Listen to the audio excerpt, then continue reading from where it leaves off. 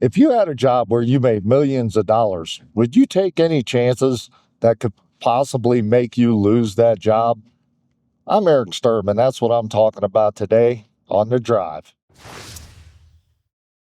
Okay, we're talking about the NBA. And today, that stands for the National Buffoons Association. Okay, folks, don't get me wrong. I used to be a big basketball fan. I lived in Cleveland.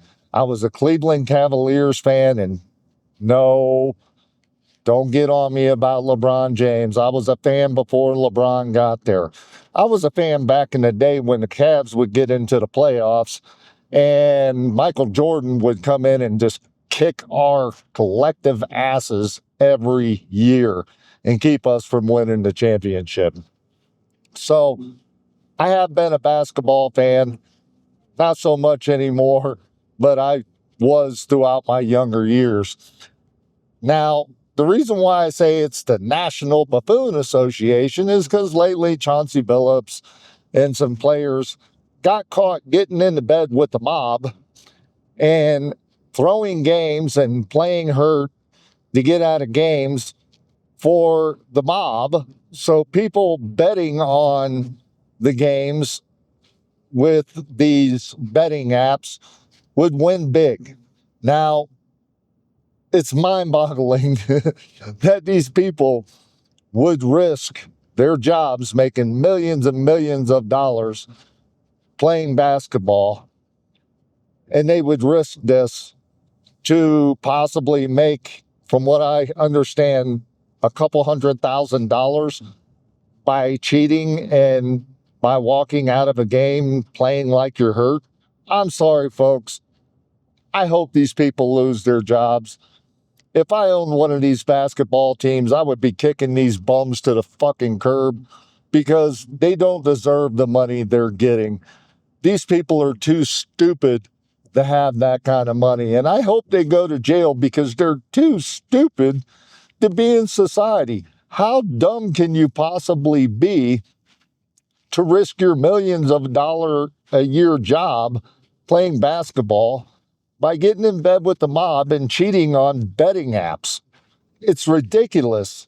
Poor Pete Rose was kept out of the Hall of Fame his entire life because he bet on a game. Not because he was necessarily cheating, but because he bet on a game.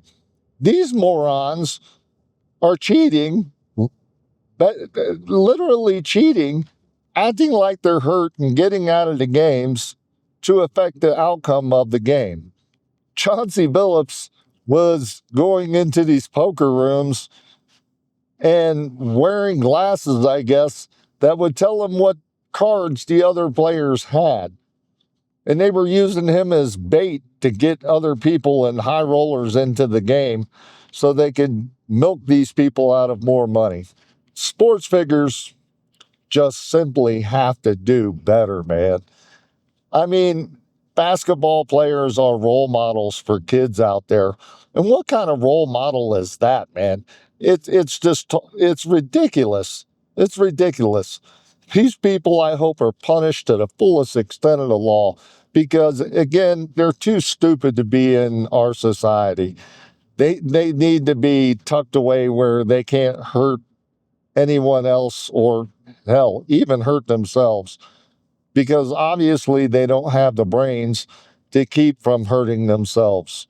It's a shame when people that are making millions of dollars a year can't contain themselves and live with some type of moral ethics. They can't help themselves. It's just a shame. It's a total shame.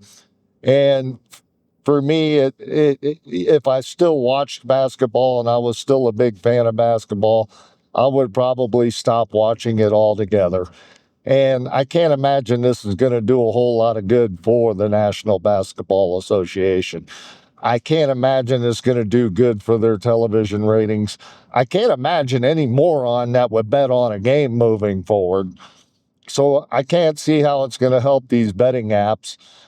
So the only people that it was helping at the time was the mob and these stupid basketball players that really didn't need it. So, what was their motivation? I mean, what was their motivation? Did they feel cool getting in bed with the mob? Did the mob make them feel like they were special?